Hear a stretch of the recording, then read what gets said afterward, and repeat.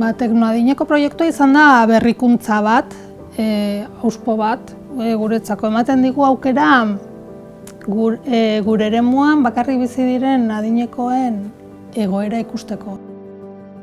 Teknoadineko proiektuak duen berezitasun nagusiena uste dugu dela alde batetik zaintza komunitarioa eta bestetik sistema teknologiko bat uztartzen dituela. Aukera ematen digulako teknologiaren bidez, dauden egoera zaurgarriak aldez aurretik ezagutzeko eta zenbait pertsonen beharrak alden listoen kudeatzeko. Muy bueno. Sí. Porque hace falta a la gente mayor, le hace falta esto, ¿eh? Es que es muy interesante todo lo que hacéis. Es muy interesante y muy necesario, que es lo más importante. Muy necesario. Porque cada vez nos vamos quedando más. Gente mayor, gente sola. Y es importante. Bai, alde batetik zaintza komunitarioa, herrietan betidanik egindako zaintza da, eta nolabait gu oinarrizko gizarte zerbitzuekin kanalak sortu nahi ditugu.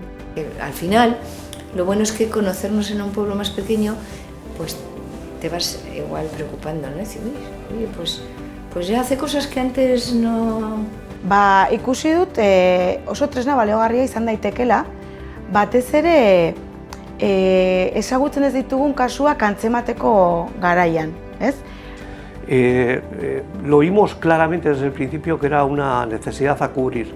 Un proyecto que si no estaba había que inventarlo, había que hacerlo, había que llenar un vacío que existía con respecto a la protección de las personas mayores más vulnerables. Bakarrik genetzen nukera inor bizi behar. Oso garrantzitsua eta beharrezkoa gainere.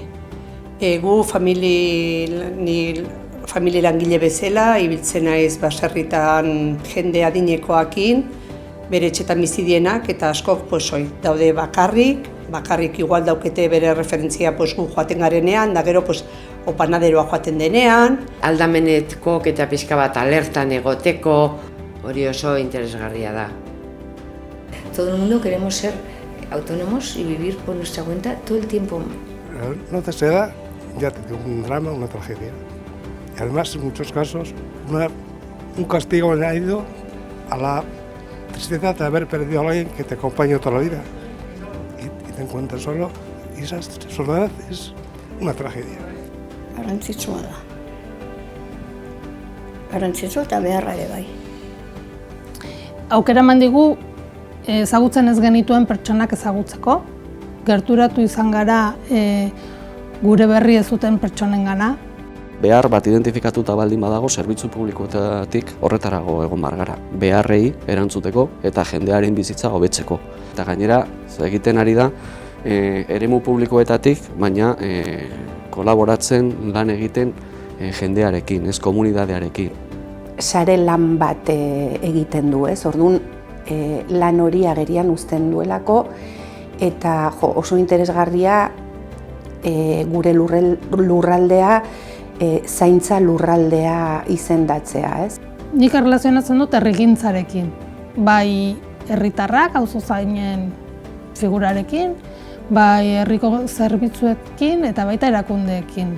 Guztion artean elkar zaindu, guztion artean komunitate berberakoak sentitu, ez dago ezer garrantzitsua gorik elkar zaindu eta daukagun eskubidea zaintzeko eta elkar zaintzeko aurrera eramateko. Bada garaia ere pertsonak zentroan jartzeko ere eta eremu guztietatik horri lehentasuna ematea.